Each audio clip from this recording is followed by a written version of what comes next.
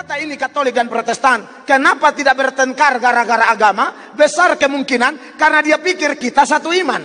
Tidak, kita dengan Katolik beda iman.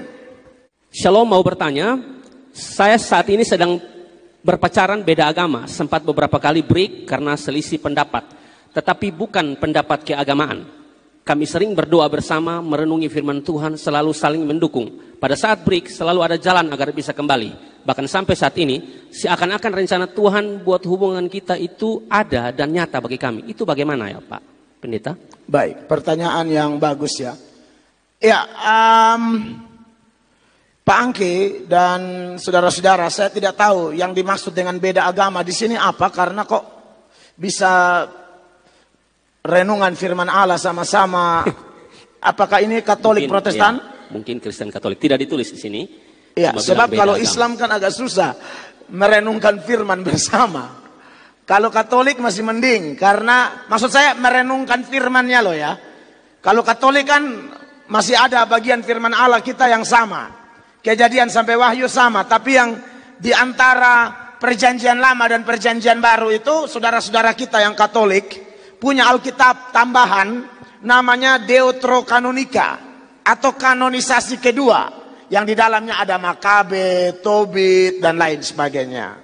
Jadi saya tidak ada kejelasan di pertanyaan ini beda agama. Kalau Hindu kayaknya susah ya.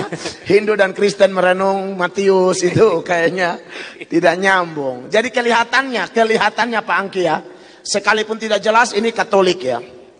Adik yang saya kasih dalam Tuhan Yesus, yang perlu saya tegaskan di sini bahwa memang Katolik dan Protestan ini sama-sama Kristen. Yang satu Kristen Katolik, yang satu Kristen Protestan. Awalnya cuma satu. Kalau kita belajar sejarah, tidak ada Katolik, tidak ada Protestan, ya.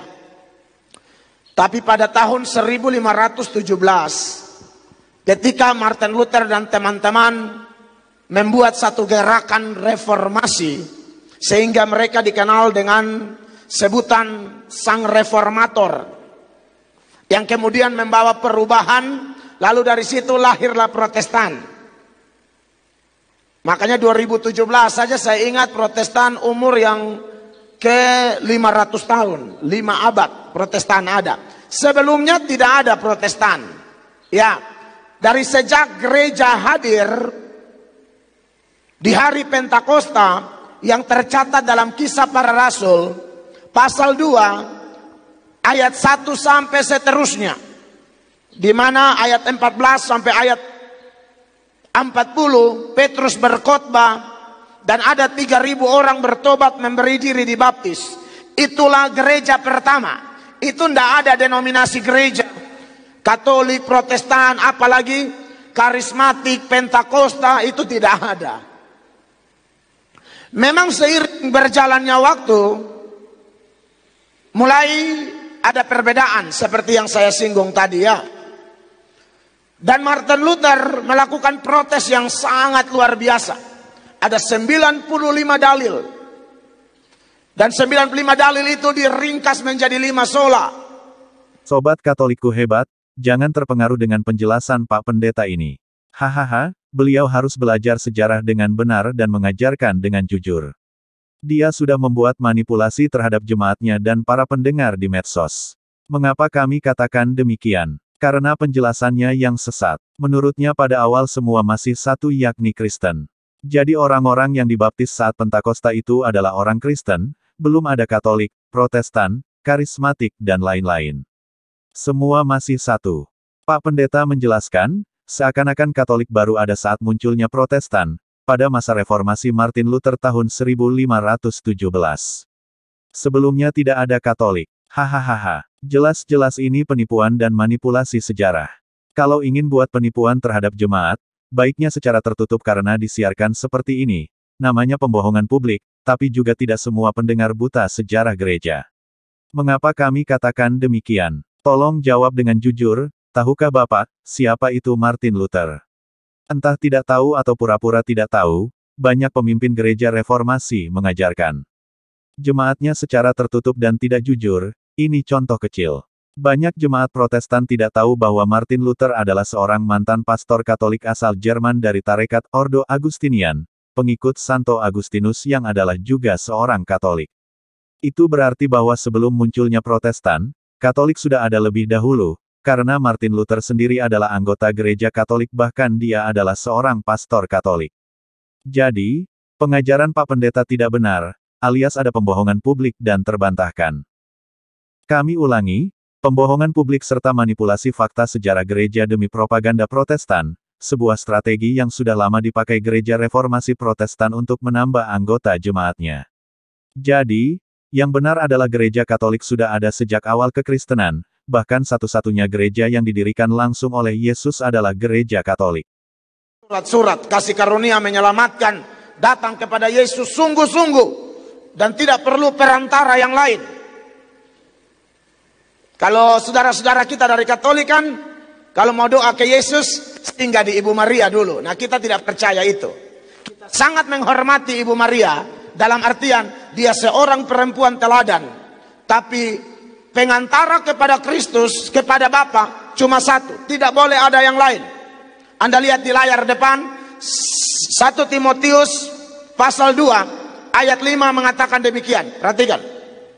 Karena Allah itu Esa, dan Esa pula dia yang menjadi pengantara antara Allah dan manusia, yaitu manusia Kristus Yesus. Kalau Pak Pendeta tidak mengerti pandangan gereja Katolik tentang Bunda Maria, posisi dan peran Bunda Maria dalam gereja Katolik, alangkah bijaknya jangan sekali-kali membuat pernyataan yang salah tentang Maria dalam gereja Katolik.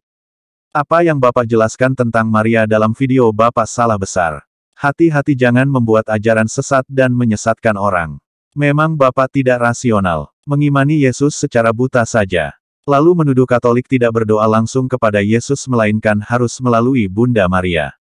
Menuduh Katolik menggeser posisi Yesus sebagai satu-satunya perantara dengan menjadikan Maria sebagai perantara kepada Allah Bapa. Apakah pendeta ini tidak tahu bahwa dalam gereja Katolik, Bunda Maria adalah pendoa bagi umat Katolik? Umat Katolik meminta bantuan doa Bunda Maria layaknya seorang anak minta doa ibunya, seperti seorang jemaat Protestan yang meminta bantuan doa seorang pendeta untuk sebuah pergumulan hidupnya. Tentang Bunda Maria, Konsili Vatikan II mengajarkan demikian. Karena pahala puteranya ia ditebus secara lebih unggul, serta dipersatukan dengannya dalam ikatan yang erat dan tidak terputuskan. Ia dianugerahi kurnia serta martabat yang amat luhur, yakni menjadi Bunda Putra Allah, maka juga menjadi puteri Bapa yang terkasih dan kenisah Roh Kudus.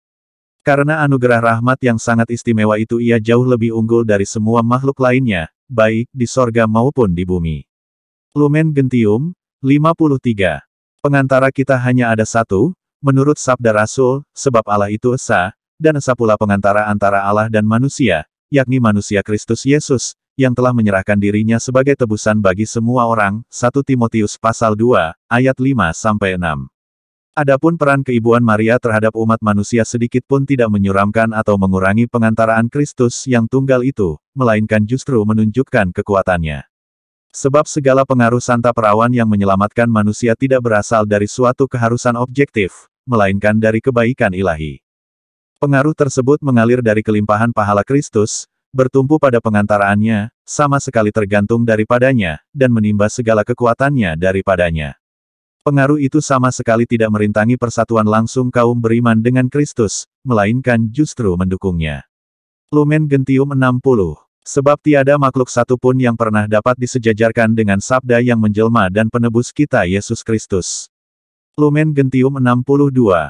Tidak tahukan Pak Pendeta, bahwa Katolik setia dan konsisten ikuti pesan Yesus di malam perjamuan terakhir, yakni setiap minggu bahkan setiap hari, umat Katolik membuat penyembahan tertinggi kepada Allah dalam diri Yesus Kristus lewat Ekaristi. Ekaristi, salve dan adorasi adalah penyembahan tertinggi kepada pribadi Yesus Kristus. Karena Kristuslah yang hadir dalam Ekaristi, dan karena dalam Ekaristi kita dapat bersatu dengan Kristus Tuhan kita. Katekismus mengajarkan, Ekaristi adalah sumber dan puncak seluruh hidup Kristiani. Sakramen-sakramen lainnya, begitu pula semua pelayanan gereja serta karya keselamatan terarahkan kepadanya. Sebab dalam Ekaristi suci tercakuplah seluruh kekayaan rohani gereja, yakni Kristus sendiri, Paskah kita. KGK 1324 Hahaha. Pak Pendeta Atok takut kehilangan jemaat jadi mengajarkan hal-hal yang menjatuhkan Katolik. Ditambah lagi Alkitab kita sudah beda. Katolik menuju kita yang mengurangi kitab suci, kita menganggap Katolik yang menambahi kitab suci. Kita percaya kanonisasi pertama 39 Perjanjian Lama, 27 Perjanjian Baru. Deuterokanonika artinya kanonisasi kedua. Kita tidak terima yang kedua. Kenapa? Kenapa tidak terima? Ada prinsip-prinsip pengajaran. Saya mesti ngomong ini, saudara Katolik dengar, ini bukan penistaan, bukan. Ini betul, ini faktanya, tidak ada masalah. Ini tidak ada kita hakimi Katolik, tidak. Ini fakta sejarah.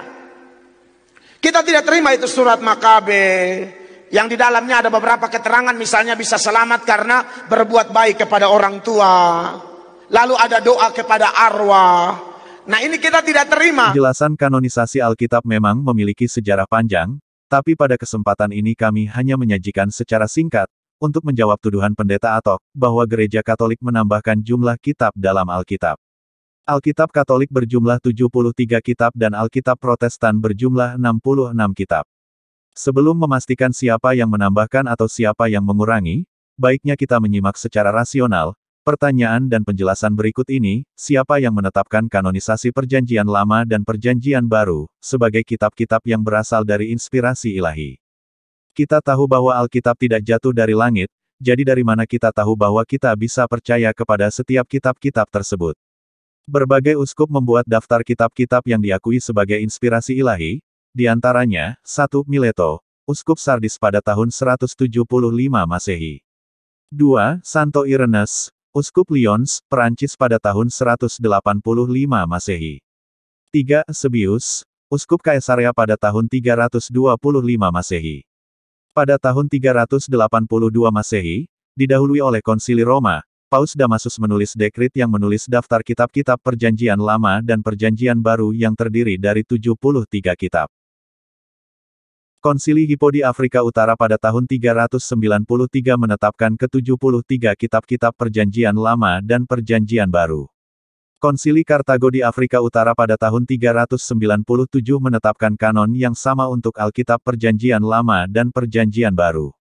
Paus Santo Innocentius I, 401–417, pada tahun 405 Masehi menyetujui kanonisasi ke-73 kitab-kitab dalam Alkitab dan menutup kanonisasi Alkitab.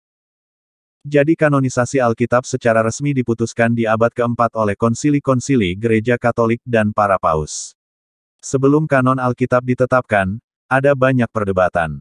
Ada yang beranggapan bahwa beberapa kitab Perjanjian Baru seperti Surat Ibrani, Surat Yudas, Kitab Wahyu, dan Surat 2 Petrus, adalah bukan hasil inspirasi ilahi, sementara pihak lain berpendapat bahwa beberapa kitab yang tidak dikanonisasi seperti Gembala Hermas, Injil Petrus dan Thomas, surat-surat Barnabas dan Clement adalah hasil inspirasi ilahi. Keputusan resmi Gereja Katolik menyelesaikan hal di atas sampai 1100 tahun kemudian.